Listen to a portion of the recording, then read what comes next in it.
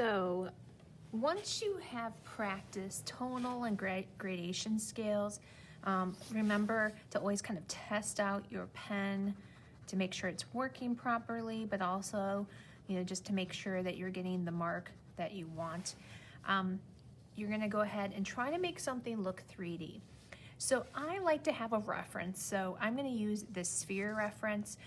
You can always get one from online to use as a reference too. And so what I want to do is to make this look 3D. So I drew a circle from a compass or a template, and then I added the ellipse for the cast shadow. And so a lot of people will suggest, and I do this when I'm shading with pencil, is I use a lot of curve motions to make things look round. I just have been finding that when I go to add the next series of curve marks, that I get this kind of dark mark in between. And so for this technique, instead, what I am doing is I'm finding that if I shade one direction, I'm able to control that a little bit more for some reason and get it to look smoother. So it's a little bit darker still there in that connecting, but I just feel like it worked out a little bit better here. So this is basically a hatching method, and then maybe later a cross hatching method to get it to look 3D. So what I'm gonna do is just kind of lightly go in and kind of figure out where I'm going to put these value ranges. And so the mid-tone, right? Like the highlight that's pure white is like right there, but the shadow that we have right here is basically like a crescent shape. And your first layer doesn't have to be perfectly smooth. You can kind of just put it in there, but keep it nice and light so that you don't have any dark marks. And I'm trying to create this shape right here. Okay. And now I can, go in there and I can make a nice soft, right, light value here by barely pressing. And then I can use the white of the paper as my highlight. Now you'll notice that on my sphere, this highlight is a little circle, right? It's not an ellipse, it's a circular shape. Now I put that in really faint. I can barely see it, but I am going to wait to darken it till later maybe to make sure I'm happy first. So then I'm gonna go ahead and start to darken in my shadows, paying attention. And so just like I showed in the tutorial video, I'm gonna change my direction ever so slightly. So I'm gonna do some cross shading now. And so this is gonna help smooth it out. This is gonna help with the spacing, right? Notice that the edge of the sphere gets a little bit lighter. So don't go too crazy dark on the edges. And I like to start slow with this because I can always build it to get darker eventually.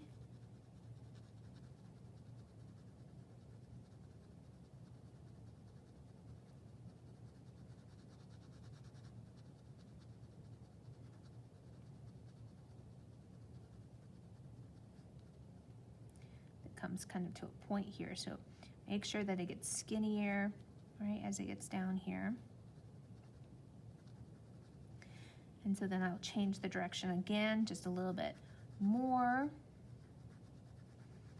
which is these little changes. So it's like the difference between going like this to something like this to something like this. It's spiraling. More and more of this paper is being covered. And it's allowing it to get smoother as I go. As long as I keep those marks nice and close together, I can get a nice range of value, and I can get gradual transitions.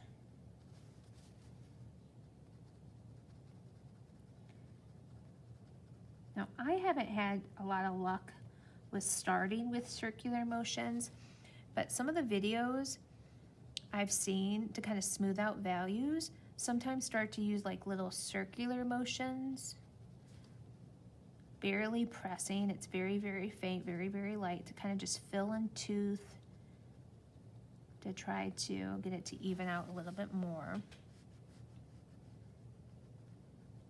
So I'm really looking at my visual, right, so I can get the specific value in. I can go in and get it a little bit darker in the core of the shadow. I'm still not pressing heavy though. I'm afraid if I press heavy, it'll go too dark.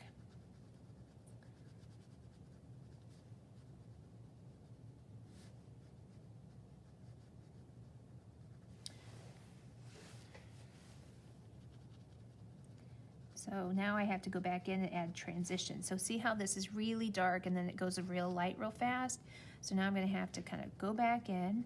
I can either go the same direction I've gone before, or I could go in and add another direction. You know, maybe I start to spiral it like this one to make some nice even transitions.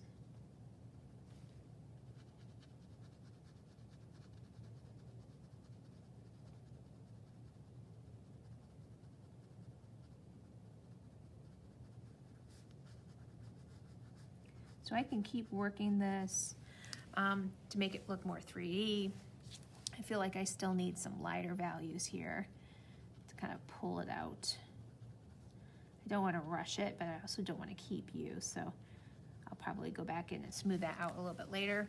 You can always go back and use your blending stump too if you want to kind of fill in some of the tooth.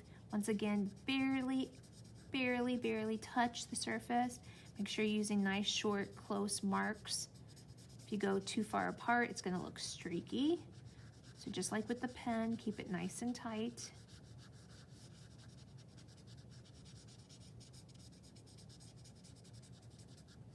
All right. So I still need to kind of work on this, and I will fix it, right? If it went too dark, remember you can lighten a little bit by using some of your eraser. Right, so that made a little bit of change, a little bit of a difference, right? It won't go clear, clean again, but I can get a little bit more of a range.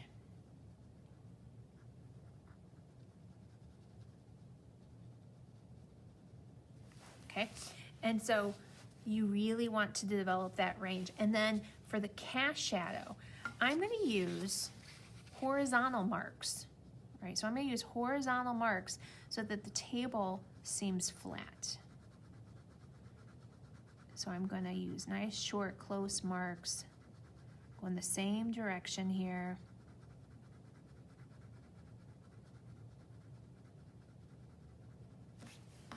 Okay, pull out my reference so I can see it here. So it looks like I went a little dark on the edge here. Like this part looks a little dark. So maybe if I have a detail eraser, oh, look what I do. Right? Maybe I can go back in there and erase a little bit of the edge of the sphere. There we go, that looks better. And then I can go back in.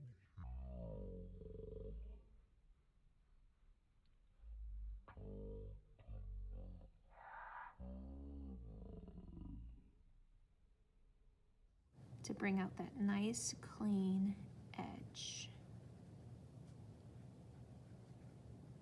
Right, so I'm kind of like lining it a little bit so it's nice and clean, and then from there I'm going out with a horizontal mark. So depending on how dark your shadow is, this photo, it's pretty much black. I'm going actually darker than my little demo that I practiced earlier.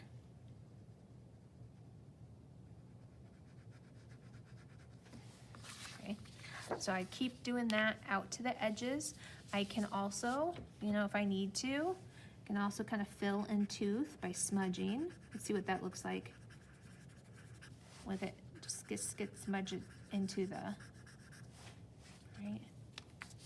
I just want to see how much it would actually smudge. You can kind of experiment with that kind of stuff to see.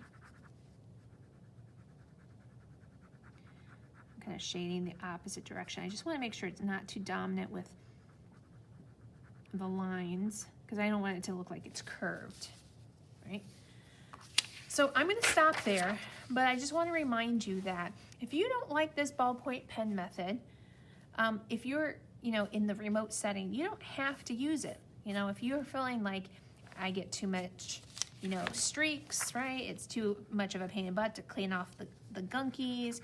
I'm getting inconsistency where some lines are dark and some are light and it's not creating the effect you want.